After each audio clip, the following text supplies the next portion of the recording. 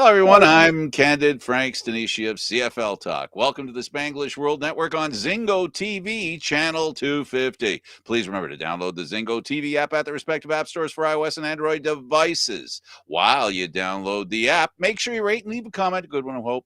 Both apps are absolutely free. Zingo TV is available on Google, Chromecast, Amazon Fire, Fire TV sticks, Roku sticks, and also on all smart TVs 2016 forward. Now, joining me as usual, David Morassutti of Sportsnet, Tip of the Tower. What other places can people find you? I always forget Well, to ask all the places that you're. I mean, the Players Association, the NHL Players Association. I don't know where you find time to be on this show, I always make time for you, Frank. Always make time for you. and I'm honored with that privilege. It's a privilege for me too. So the owner of Montreal guaranteed a victory. Didn't pan out, and boy, it didn't pan out in a real horrible way because they showed him in the box, and it was like what the heck just happened? Um, they well, it's not only did he guarantee a win, he said that we're gonna kill him. Yeah, no kidding. Right? Like, that and look, you're not kidding yourselves if the Argos didn't use that as some sort of bulletin material in the locker room. Some of them did. Some of them I know. We spoke to a couple of them about it going into the week, and they kind of said, yeah, no, that's good for him. The owner, it's a little different than it's a player, right? If it's another Absolutely. player doing it, it means a little bit more. But the owner, what do you want the owner to say? No, I think we're going to lose to these guys in heartbreaking fashion. No, he's going to say what he. Ugh. I just think that by him saying that he put his neck out on the line, and hopefully he doesn't take it too personally. I'd like to think that he looks at it, looking back as, he's having fun, you know, being a part of the team and being a part of the game and, turning up the excitement level a little bit, right? And you know what? I applaud his energy, his enthusiasm, and his, basically his moxie. I like what he did. Uh, the CFL needs that kind of stuff. He wasn't doing it in a way that was berating the Argos. He was just saying, we're going to kick their butt, and we're going to do it good. It didn't work out that way. It's something to talk about. You and I can talk about it. And is there any doubt that he cares about his team? No, and he's been getting a good following now on social media he's trying to get he's yeah so Tagging onto the Rock. exactly. I don't think there's ever been any doubt about his passion Right. for the Alouettes, but I think this at least gives the Alouettes fans at least some assurance that their owner is engaged. I think there's a difference Absolutely. between being a passionate owner but also an engaged owner. You Yeah. notice the markets right now that are sort of thriving a bit more. They've got a really engaged owner. I mean, we know about Mr. Young over at in Hamilton there. Yep. We know Amon over in BC with the Lions and what he's been able to do in just the short time he's been there. Now you have Gary Stern in Montreal. Right. Edmonton's trying to do that with their. He's technically not an owner, but he is a representative of the owners, and that's Victor. He actually followed me on Twitter. I thought that was a nice gesture on his part. I know that he's got many. He's following a lot of CFL people just to grow the CFL community. I think that's a nice little touch from him. But yeah, there are some markets that could really use a little more engagement from ownership and letting the fan base and the rest of the city know that the team means something to them. That's for Yeah. sure. Absolutely. And I think there's, it's funny, a good segue from caretaker Bob, who bought the team and promised his brother that he would keep the team going and obviously go for a Grey Cup. We talked about the owner just now that made a promise, and let's not forget that his partner, I think it was Sidney Spiegel, wasn't it? He passed away after they bought the team. He never got a chance to be a See, part of that. So I think his enthusiasm may have his excessive, I'll call it excessive enthusiasm, may have something to do with Spiegel's passing. And I know they wanted to do it together, and I'm sure he wishes he was in the press box with him. So I can see it being a very emotional thing for the owner, of Mhm. Montreal. And I hope that his enthusiasm is maintained, and I hope the Montreal Alouettes can find a way to play respectably, because quite frankly, we need the Eastern teams to play respectably, especially the big cities being Toronto and Montreal. And then if we look over at BC, and you were talking about Bob, and look what the owner in BC is doing. The guy's, I don't know. To me, I feel like he got an inside straight. You know what I mean? Like he's done a masterful job, and there hasn't really been much time for him to accomplish all that he's accomplished. You got Cooey, the president in Edmonton, who has what appears to be a long-term plan. So these owners are trying, and I'm glad to see that, David. No, I am. You know what? Like after what this league went through the last 2 years with the pandemic and a lot of the uncertainty about how invested owners are to keep this league going, we're starting to see that they're not just going to do it financially, but they realize if you're putting the investment into it, owning a sports team is different than any other business. You know, And owning a CFL team is different than any other franchise. It's right? a whole different kettle of fish.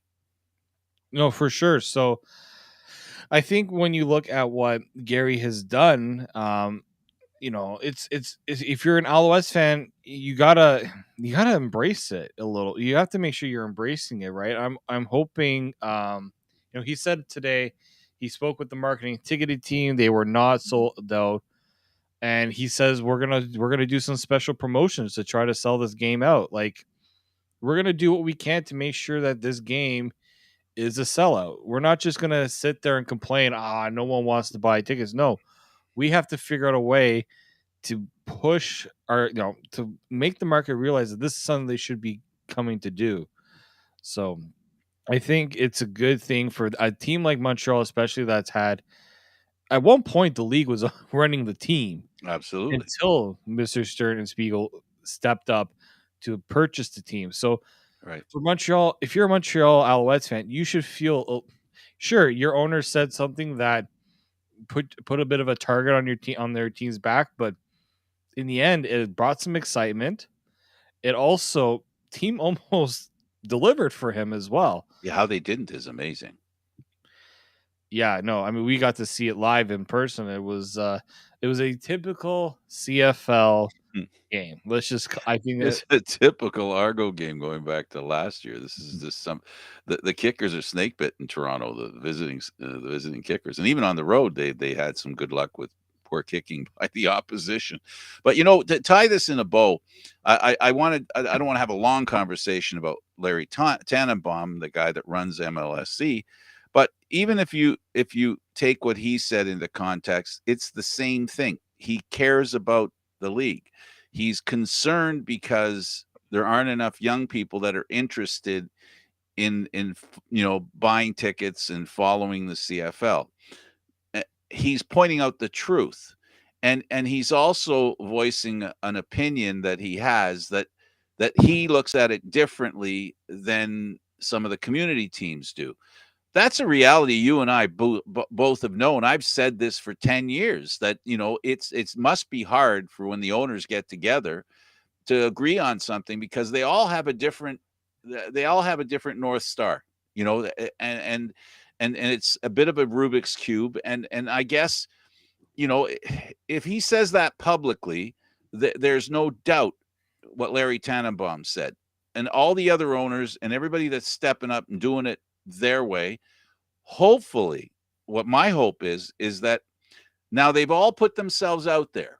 The BC owner has done a great job. We have to say, okay, so he's got the right idea. Maybe I know what you're saying, Larry, and I know what you're saying, Mister Sorry. Anyway, or caretaker Bob. We know what you guys are saying, but this guy has something Can that work in other cities? Can that work in Toronto?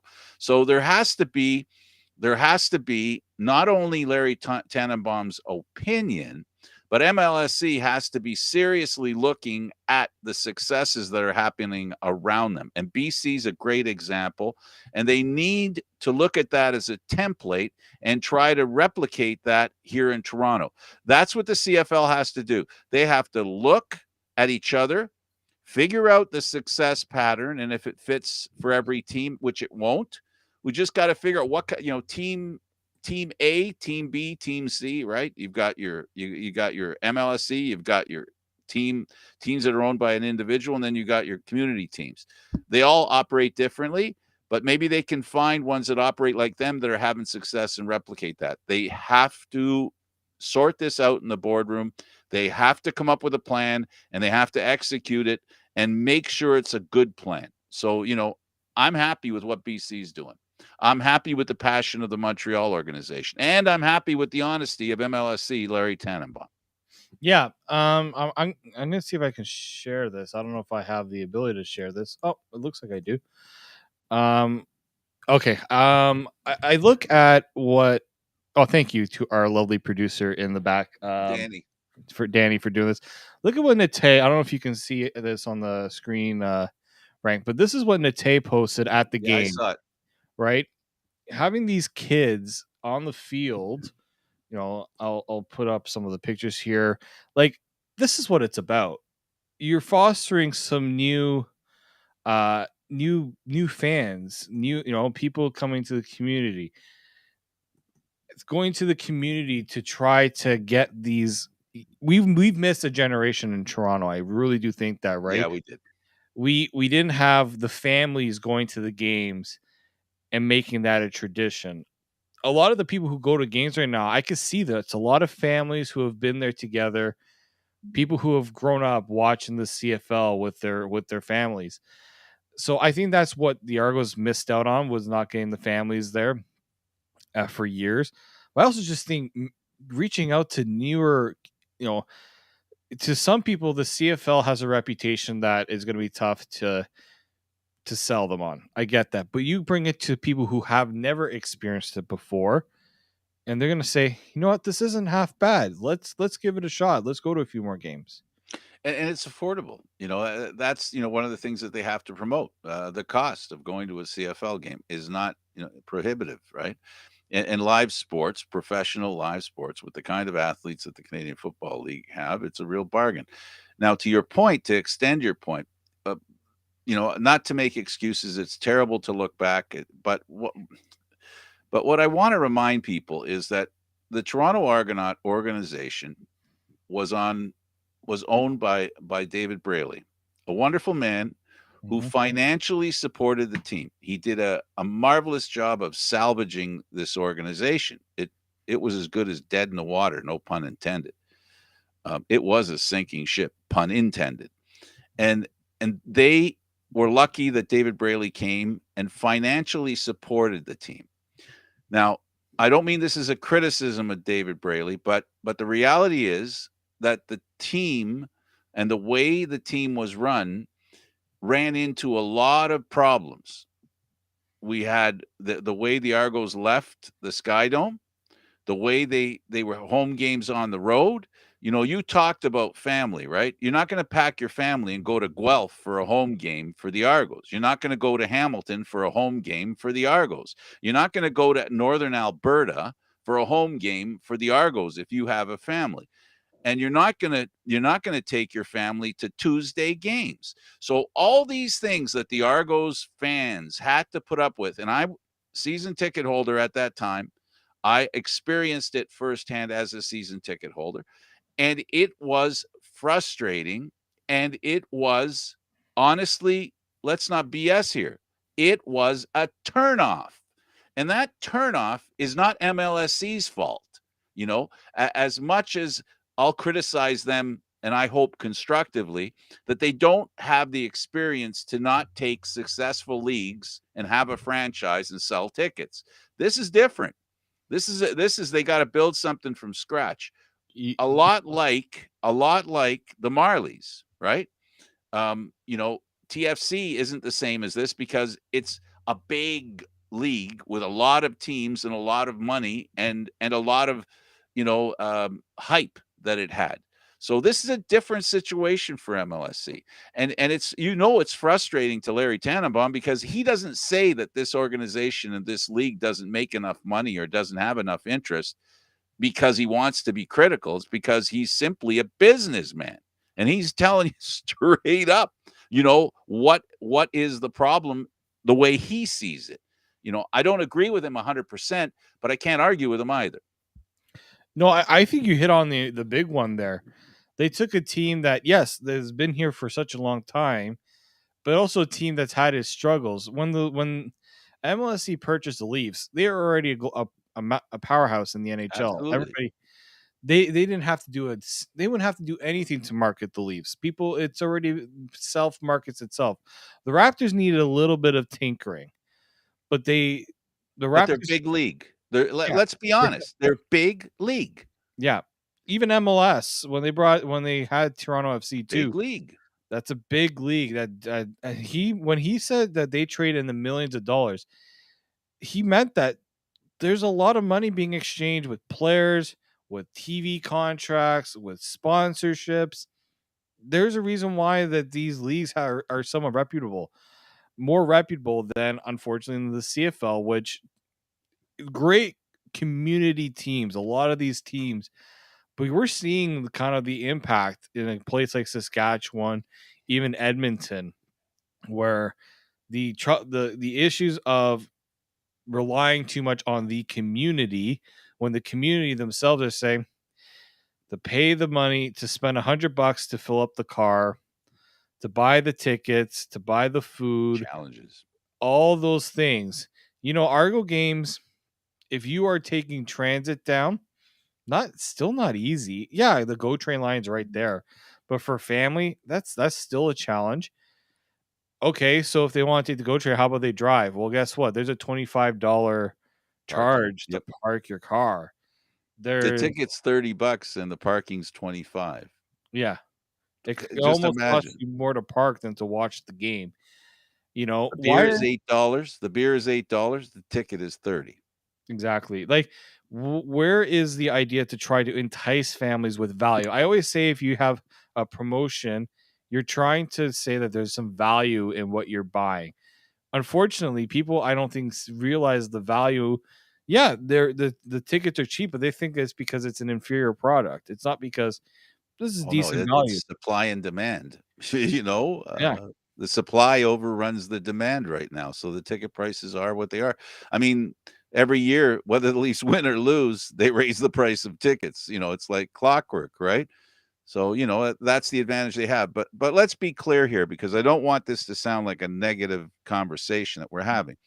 What I am saying is that the Argos were run in a way that and ran into some bad luck where they were anti-promotion. Okay, when MLSC bought the team, they were anti-promoted team.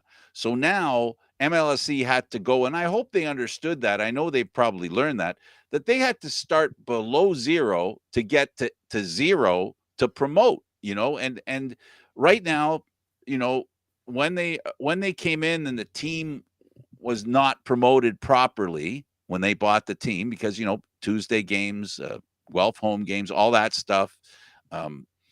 That did not work well in promoting people coming to the game. Then you factor in losing 50 something at home, losing multiple games.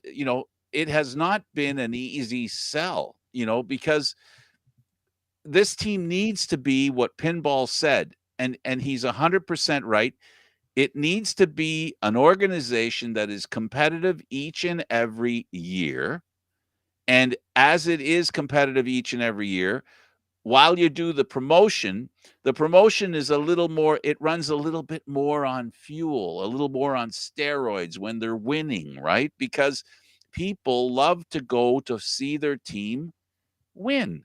Everybody loves a winner. And never mind the BS where people say, well, they should love the game no matter what. Forget it. You got to be competitive. When you don't have enough fans, if you want more fans, you got to be competitive. So far, under Pinball Clemens, the team is competitive. They haven't won a championship, but the team is competitive. They won their first game, and they're not going to have situations where we're being asked. The fans are being asked to have a home game in Guelph. We're going to have a home game in the eastern part of Canada, the Maritimes. That's a junket more than it is a desperation move to find a place for the Argos to play. That's a promotion thing in itself. So there's I see light at the end of the tunnel, given the opportunity that the organization figures out how to ensure people know the games are going on, and then when the team plays well, people talk about they're playing well. The Kelly thing, I find that's something that can that gets some interest. Yeah, like you know what's funny? I don't know if you were able to listen to what Pinball Clemens said before kickoff. He did a little, No, I didn't. the normal Pinball Clemens, speech that makes you want to run through a wall. Right. Like, this is a person right here that I think is in the wrong position in terms of he should have been the president of the team, right? He has a good football mind. I'm not saying that he's has. I think he is. I think he is ipso facto the president. Yeah, As I president. just think that you have the best marketing tool right there. He was in a flashy white suit, but he makes every he there's no person that could ever say a bad thing about pinball, really. Not Absolutely. person. And I think MLSC needs to, if they're looking for ways to market, he's got to be number one because everybody knows who Pinball Clemens is. The other is just, you know, this team is actually good, right? Like Yeah, absolutely. A that's the other passionate coach that wants to win, players that have come home to play football, players that are very proud and unfortunately last year again, didn't end in a great way and it wasn't a promotable event the last game. In fact, it was something that again, you know, um but I just think that they can get past that. They can get past this stuff because of people like Pinball Clemens. And I want to say this about Bill Manning, who is the president. Mhm. He is not getting in the way of pinball. He doesn't. Manning isn't saying a word. He's not. It's not just about interfering. It's about not appearing to interfere as well, right? Perception Yeah. is reality, right? So, I don't see or hear anything from Manning like we heard from the ownership in Montreal that we're going to win or there's going to be changes. We're not hearing that kind of stuff coming out of the upper management of MLSC.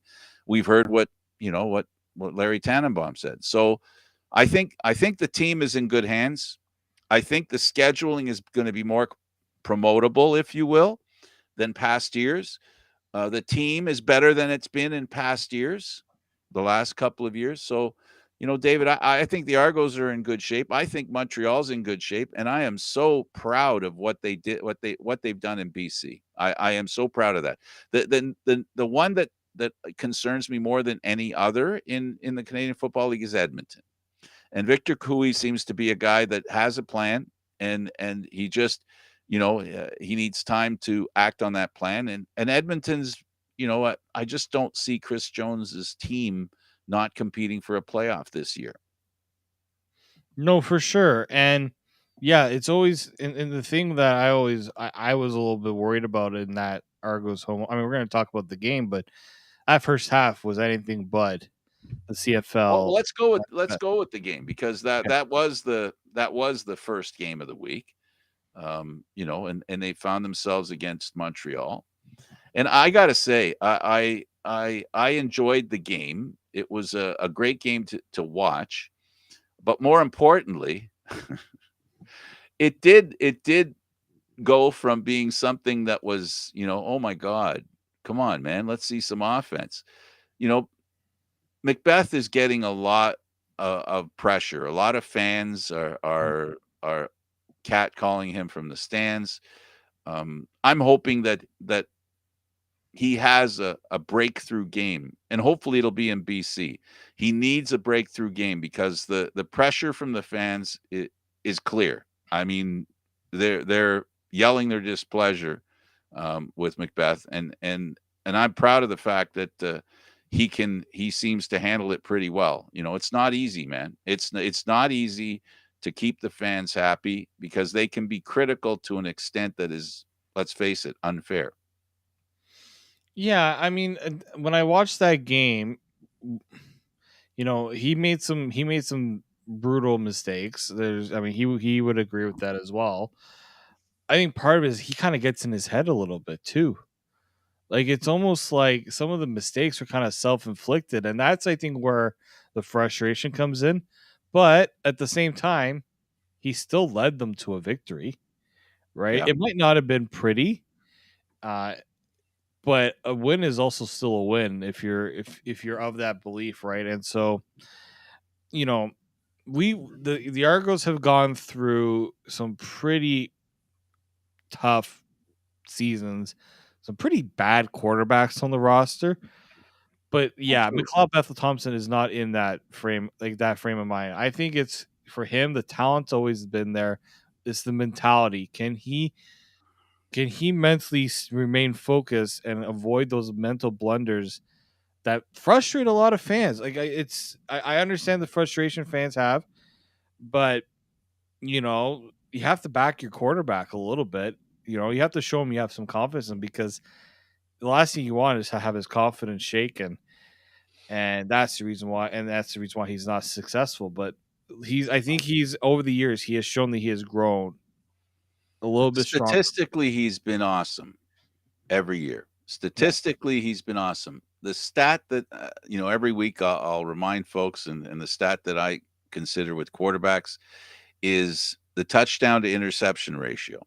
That to me is in the CFL is a clear indication of how, there used to be a time when a quarterback would get 3, 4 touchdowns in a game. We're not living in that CFL right now. So now what happens with the CFL is that you get a great quarterback like Claros. He throws 2 touchdowns and an interception. That's a good day for a quarterback in the Canadian Football League today. If you look, Trevor Harris, no TDs and interception. He's a great quarterback. He looked great. He had some issues with players that couldn't hang on to the ball, and they weren't questionable passes. They were great passes that they didn't hang on to. So when it comes to Macbeth, he's suffering from the same thing. It seems too many quarterbacks are suffering from in the Canadian Football League. Is they're stuck on in this situation where they're not they're not as productive as they should be, can be, and the CFL league needs them to be. And they've tried so far. We haven't seen the new rules really help them the way we all hoped it would, right? Or yeah. they would. No, and we have seen a lot. I mean, after what happened last week, I mean, still some very close games, but we only had one game where a team went over 30 points, and funny enough, both teams went over 30 points, and it was actually Yeah, the most entertaining game of the week, in my opinion. But when I look at this Argos Alouettes game, this was really teams the mistakes the teams made themselves that cost them, because there were the interceptions that were thrown, the inability to really get much going in the red zone, right? Like both teams struggled in that area. Montreal making the quarterback change in the second quarter, like yeah, that was shocking to a lot of people. And so I'm I think that it's going to take time. I mean, look, that was the Argos' first game of the season. that's right. Montreal is without their best offensive player, was without their best offensive player, William Stanback.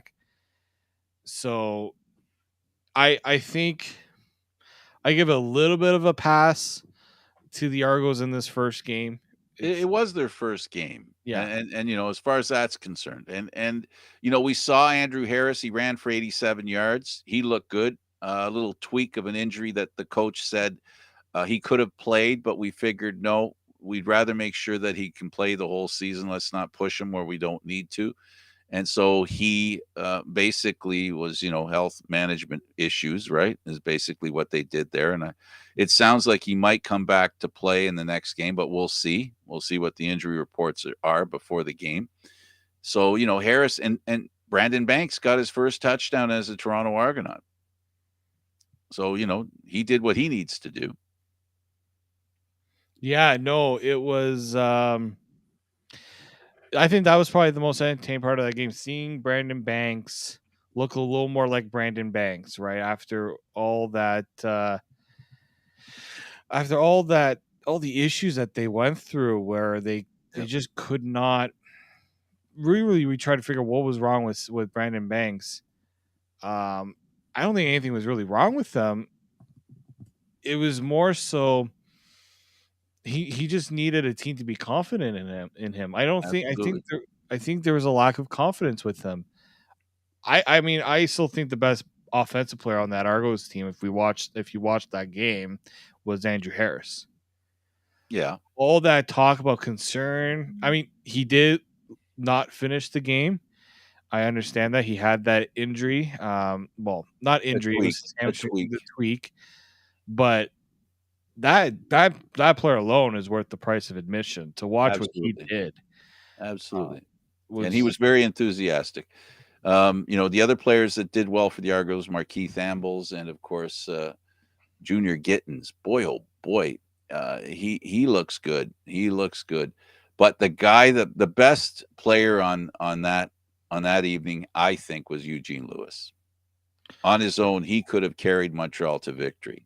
Just a little, you know, he couldn't do it on his own. And then Reggie White, my goodness, two Mhm. great receivers, and they worked well with Trevor Harris coming in late. I was very impressed with Eugene Lewis because there were times where the Argos just had no answer for how No to kidding. how to contain him, right? And so, yeah, I did like. I mean, Eugene Lewis continues to be, I think, Amazing.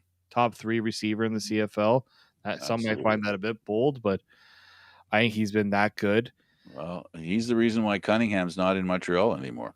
Exactly. He is the go-to guy, and he's earned it.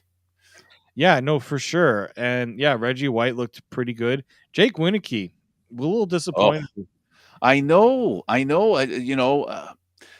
Mind you, he could be, it could be the way that he's being defended. But the big thing with every great athlete is that their greatness brings a lot of attention towards them, and they got to find another gear. They got to find another way to succeed. And sometimes they don't, and it takes time, and in this case, might be what it is with Jake Winicki, because last year he was making receptions that were quite frankly highlight reel receptions, and you'd expect that to continue, right? But defense does deserve some credit. Yes. I mean, Toronto's defense, I knew they were going to be pretty good. Um, Health I think, was always going to be the thing with them, right? Can they remain healthy? There's guys like a Shane Ray who was just in and out of the lineup a little too much with his injuries. He was like, that was really the first time I really saw the Shane Ray I think that the Argos were hoping for when they signed him. Um, Absolutely. but yeah, I mean, injury. Even Montreal's defense, they stood in tough, right? The interceptions they had, they don't When get it the mattered. When it mattered. when they don't if they don't make those plays. I think the Argos would have been cruising to a win. And we'd be talking about McLeod, Bethel Thompson having a great game and scoring, throwing a couple of touchdowns. Didn't happen because of the defense. It's not only on McLeod. Again, we love to see offense, but we must respect defense. Yeah, so the Argos win 20-19.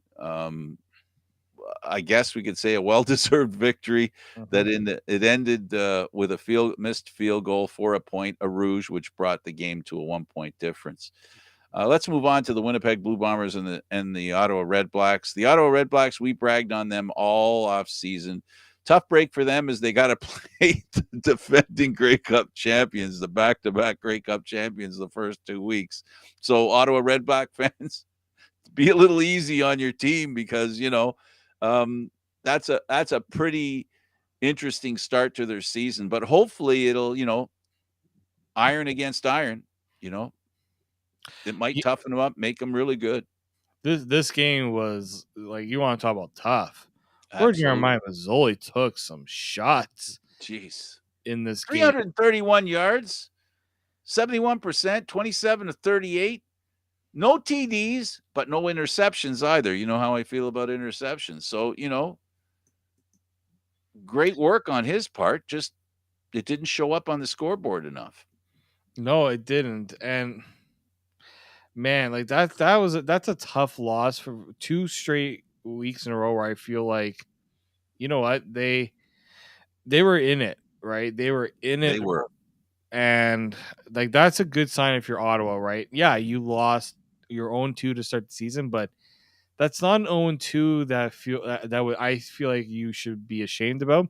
That's an 0-2. It's just like we just lost to a very good football team that just we just couldn't find a way. We just couldn't find a way to make those plays. It really came down to just you find a way to get one touchdown, And that was it. It right? was 13-12 at the end of the third quarter. Winnipeg.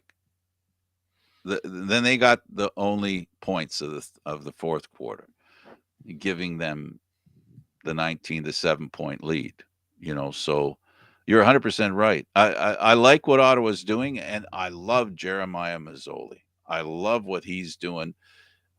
Just again in the CFL, I don't understand it. A lot of great marching down the field, but the CFL quarterbacks are having a difficulty when they get into the red zone. Yeah. It's mind-boggling. Uh, the league is trying to help them out to get them to score some points. No offense to the defenses, but again, the saying is that offense sells tickets, defenses win championships, and the league wants to sell some tickets. Score some points, boys. Yeah, I also just wonder how much of this is also Paul Police getting a bit outcoached by his former team, right? Well, absolutely. It's defense again, right? I mean, Winnipeg is a team that knows how to win. They're coached by one of the best defenders in CFL history, who's turning out to being one of the greatest coaches in CFL history. He's a genius. He's a marvelous coach, and he's a player's coach, and you know, it, you're in tough. I mean, Zach Caleros is, um, I think he's a great quarterback. I think he's underrated. Can you believe I just said that? I think he's underrated. I think the Bomber team gets a lot of credit. He Mhm. threw 2 TDs and an interception. He, Again, two yeah, TDs. right. He didn't have the 300 yards, but he had the 2 touchdowns, Absolutely. right? It makes it a little easier knowing that Winnipeg just knows how to get themselves into those positions to give a shorter field, right? You know, I felt like where I was going with the La Police stuff too is that there were opportunities where they make a big play and then some questionable play calls where down in a position to threaten to score that you just can't give it Winnipeg an easy out. I feel No. like they did that on occasion there. But yeah, no, Some I two and think outs. Absolutely. but I think with Caleros, I think you're totally right. He just needed to find that team that was going to embrace just him as a quarterback, right? I feel like teams are always looking at the health concerns and yes, there's some red flags there, but they're also just like, what can we do to make sure that our quarterback doesn't get hurt? What can we do to put him in a position to succeed? I think Winnipeg has found that for Zach Caleros. Absolutely. And he wants no more than to show what he can do and stop being, from his perspective, if I were him, uh, what I'd be thinking is, you folks don't get it. What happened to me before has nothing to do with my future. That was my past, and some of the stuff that you think was my concussion issues were not concussion issues. They were neck issues. He's said this to me in when I've interviewed him, that's what it was. People misunderstand or misunderstood his health concerns, and so he came out. Oh, the spotter said he's got to come out of the game, so he came out of the last game, forcing their backup quarterback to be the hero, and good for him. But here he is the next game, looking as good as he's been, and they're doing it. And I got to say, part of the reason why I respect Zach Collaros is the running game isn't the same without Harris. No, it's not. They can't control the line of scrimmage without him. They can't, in the fourth quarter where they need to just hold the lead, give the ball to Andrew Harris. He'll just wear down the defense and chew up the game clock. They don't have that anymore. And when you have a guy like Andrew Harris, the other running backs can kind of fly under the radar a little bit. Unfortunately, when you don't have Andrew Harris, we saw it in Toronto where the backup Udabuye, he thrived because Andrew Harris was in the game. The other teams, when they see an Andrew Harris, they keen on him, but then when the other guy gets in, it's almost like, all right, we don't Now what? really. Yeah, exactly. So I think that's what Winnipeg is dealing with right now. They got two unfortunately unproven guys. They're gonna have to But figure they're it a out. team that can handle it, though, David. They've Oh yeah, got so many strengths and so many. I mean, they had the twin animals on defense. Boy, oh boy, the twin threat. I mean, nobody has a pass rush like Winnipeg. You know, uh, no. Jeremiah Mazzoli, what he did to me, in my mind, again, I repeat, I was very impressed by what he accomplished with those two guys back in the lineup together. Jefferson is one of the best defenders in the Canadian Football League. One of the very best. He's one of the very best that has played in the Canadian Football League. So, to accomplish what Mazzoli accomplished with those two guys hunting him down, he's done a great job. And I'm telling you, David, these two games that Ottawa played, look out, because if the opposition doesn't play as well as Winnipeg does, Ottawa's going to do fine. Ottawa's going to do great. I still think they're a lock for the playoffs. I really do think they're a lock for the playoffs in my mind. And that means that one of Toronto, Montreal, or Hamilton is not going to make the playoffs. Well, do we want to go into the next game? Because one of the teams I'm a Absolutely. little concerned about, the Hamilton Absolutely. Tiger Cats. And we should be concerned about the Hamilton Tiger Cats, but I'll preface it for our Hamilton Tiger Cat fans and repeat again that they lost their first two games last year and they went to the Grey Cup. Carry on. They also had a 24-3 lead, and then did not have a 24-3 lead and lost in overtime. Yep. That's a tough one after you go through the first week where they didn't look that great against Saskatchewan. Like, that's a team that you're gonna might have to play in the Grey Cup if you get there. Yeah, Right? that's who you got to beat. That's who you have to beat. And they let Calgary get right back into that game. Oh my. Like, man, Bo Levi Mitchell was just savoring that game because we know what everybody's been saying about him. And look, I don't think Bo Levi Mitchell is the same player he was before. I think Bo Levi course Mitchell not. would agree with that. But you do not give Bo Levi Mitchell the belief that he can put the team on his back and get them back in the game. And that's exactly what Hamilton did. Yeah, or even just invite him to have an opportunity to win the game. He doesn't even have to. That's the beauty of Calgary and their defense, and they're so well coached and they're so well put together as a team that Bo Levi Mitchell, they know for the past couple of years they haven't been able to rely on Bo Levi Mitchell, David, and I think they built a team that basically says, Bo Levi, you just have to be a good quarterback. It's like what we were talking about with Collaros. It's the exact same thing. Yeah. The greatness level isn't that important because in the CFL, defenses are dominating, and Calgary's been over the years one of the best defenses. So don't be surprised that they're dominating. They made Hamilton's offense and their quarterback look a little bit ordinary and then invisible as the game progressed. Second, I mean, you bring up the interception stats all the time. Well, go ahead, go for it. Two straight games where Dane Evans had 2 interceptions. He had 3 TDs, so three to He that. looked incredible in that first half. I He was know finding guys easily. Like there was the one, I believe it was on Dunbar, where he just 425 yards, David. he waltzed into the 425 yards. yeah, but there was a chance. I think third quarter, Dane Evans had a shot in the end zone and it gets intercepted.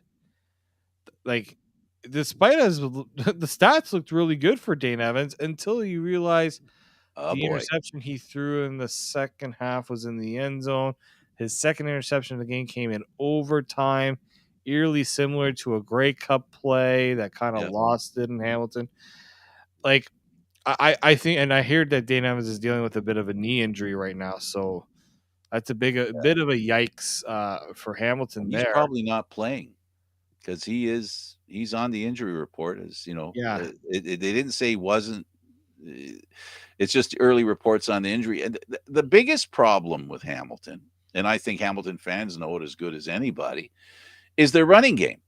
When your quarterback who threw for 425 yards also leads in rushing, and he rushed for 22 yards, and Sean Thomas Erlington ran for 18 in the game.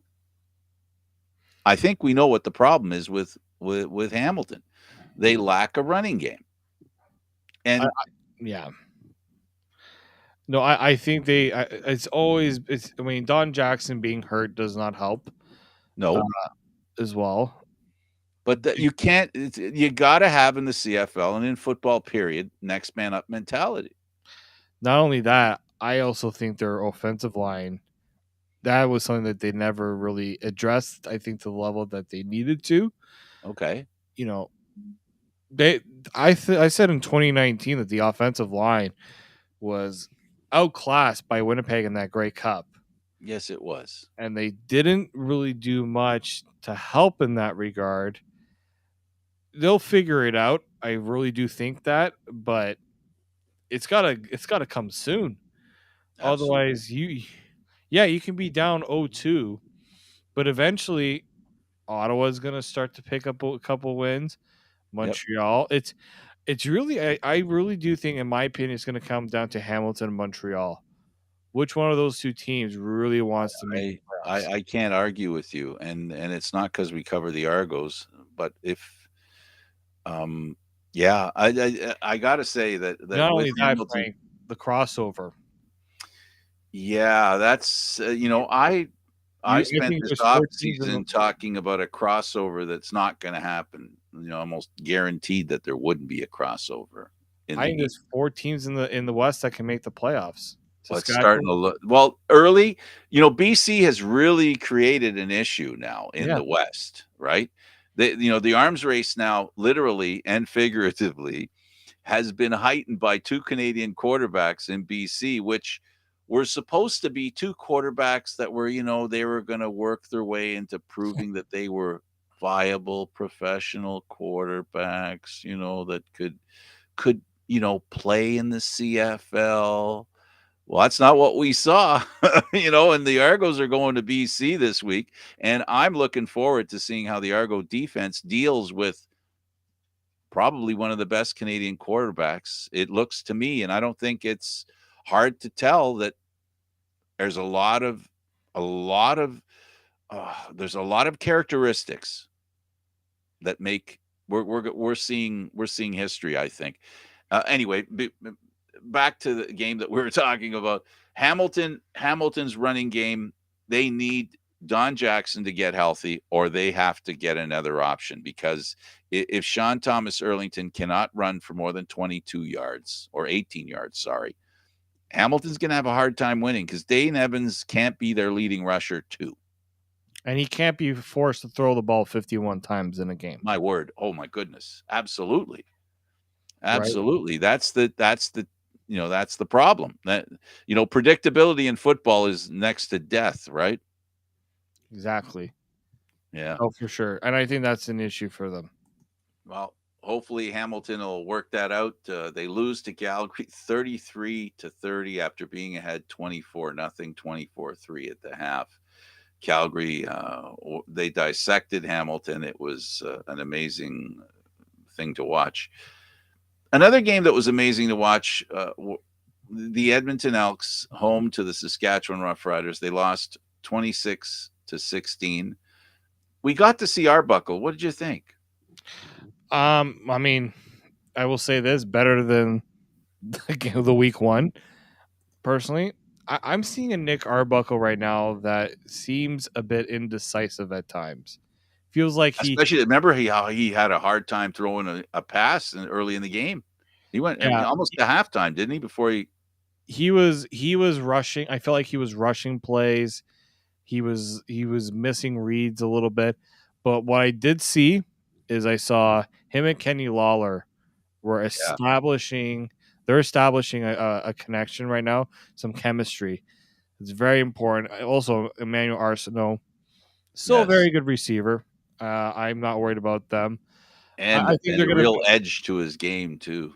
This is a totally new team, right? They're going to take Yeah, some time to get going here, and they're getting going up, against the Saskatchewan team that they have a running game, very good running game. Cody Fajardo does not have to rush the ball as much anymore. nope. I think that took some pressure off of Cody Fajardo. But if I'm Edmonton, it's better, but obviously it's still a loss. So it's hard to you get the moral victories, but it's also we want to start winning games too. They also had the Morrow victories, 126 yards, a great evening of rushing for a running back. Um, it's great that when you have a running game and Fajardo can run too, that's a lot of options that keeps the defense honest. For sure. I mean, and not only that, they got guys like Shaq Evans can still make plays for them. That's key for them. And Brett Lawhurst still making kicks. Very important for them. I just think Saskatchewan's defense remains cream of the crop in the West. I Yeah, think, the DB, the best group of DBs in the league. yeah, like Winnipeg has the best pass rush. Saskatchewan has the best backfield. Yeah, they do. They're awesome. And you know what? Shake and Bake is looking good too. Schaefer Yeah, Baker. yep. He's still there's still some growth that has to happen there, but I do think they do have something there. It's going to take time for him to really to establish himself as the guy when he doesn't really right now he's not counted on to be the guy. But I'll say this about for Edmonton, the offense is not bad. It just needs work. And it needs Nick Arbuckle needs to be shown a little more give him some confidence. Let him work through the kinks. I think he'll get there. It's just going to take time. But Saskatchewan, they look right now. Them and Winnipeg they just look real unstoppable right now. How they play Fact, both sides. Kenny Lawler caught 149 yards of passes. And So he made, I to your think, the point, nicest. He's already got touchdown of the year right now on that touchdown catch. absolutely. Love what he's doing. Some real good excitement in the Canadian Football League. Offense is on the cusp. And, coming out of the season, I want to remind folks before they get all, excited that there's not that much scoring. It takes a little longer for offenses to get into gear than it does defenses. So early in the season, defenses will have the advantage. But trust me, folks, once we get to the point where we end up a couple of weeks down the road, whether it be Labor Day, we'll start seeing some of these offenses do what they can do. Yeah, no, I think it's always going to be like that. That's why, and especially teams that made a lot of changes or teams that had said they had some injuries to deal with during training camp. Well, players are not held. Players are still getting themselves back into a routine a little bit there. Yeah, absolutely. Well, David, thanks for this. No problem, We Frankie. look forward to another great weekend of games. We hope you enjoyed the program, and I know I'm looking forward to the games this week. The CFL. Right now, defenses are ruling, but trust me, offenses will come along. For David Morassutti, I'm Candid Frank Stanisci. Thank you for watching CFL Talk, airing live Mondays at 9 p.m. This show can also be heard on the Spanglish World Radio Network for CFL Talk, news, entertainment, and other sports programming we offer. Please check out SpanglishWorld.ca. Spanglish World. Watch it, hear it, read it, download it, and live it. Thanks for watching, everybody. See you next time.